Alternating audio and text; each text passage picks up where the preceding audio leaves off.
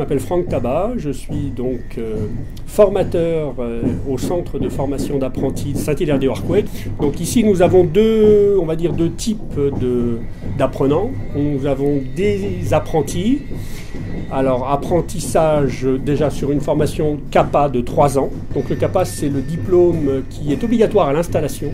C'est un diplôme qui permet aux jeunes d'apprendre à ferrer un cheval ordinaire avec des fers ordinaires. Et ensuite, nous avons une formation complémentaire de 2 ans qui s'appelle un brevet technique des métiers et qui va permettre de parfaire la formation et d'arriver à gérer tout type de problème que peut rencontrer le cheval dans sa locomotion et de pouvoir adapter les fers à ces problèmes de locomotion. Donc 5 années de formation pour être un maréchal ferrant accompli, prêt à ferrer tout type de chevaux dans toutes circonstances. Parallèlement à ça, nous avons une formation en CFPPA, une formation pour adultes, qui est ouverte à des adultes de plus de 18 ans, qui viennent de tous horizons et qui font une formation CAPA sur une année civile, à savoir 12 mois de formation au centre, en alternance avec un maître de stage. Il faut savoir que la forge, c'est les 2/3 du travail ici.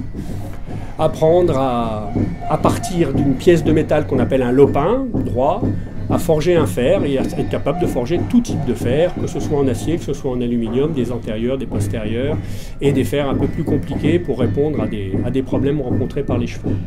En pratique professionnelle, il y a la ferrure, évidemment. Ils apprennent essentiellement à ferrer en entreprise. Concernant la pratique professionnelle, il y a donc la forge, la ferrure, et évidemment le cheval, avec de l'hippologie. Il y a de l'hippologie générale, évidemment. Pour être maréchal ferrant, c'est bien de savoir comment fonctionne un cheval, ce que ça mange, est-ce que le cheval est en état, est-ce qu'il ne l'est pas, est-ce qu'il est blessé ou pas, de comprendre la physiologie du cheval.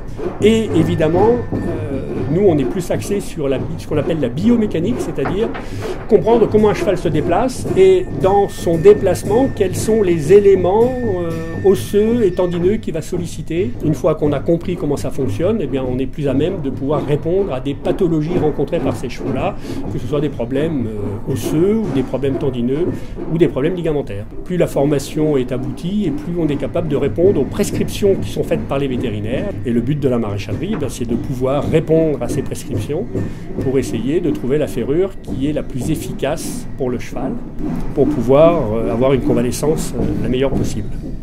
Nos jeunes qui sortent de formation à l'issue, que ce soit du CAPA, donc des 3 ans ou des 5 ans, en général arrivent assez facilement à trouver une place de salarié, soit dans l'entreprise dans laquelle ils étaient déjà depuis quelques années, soit dans une autre entreprise.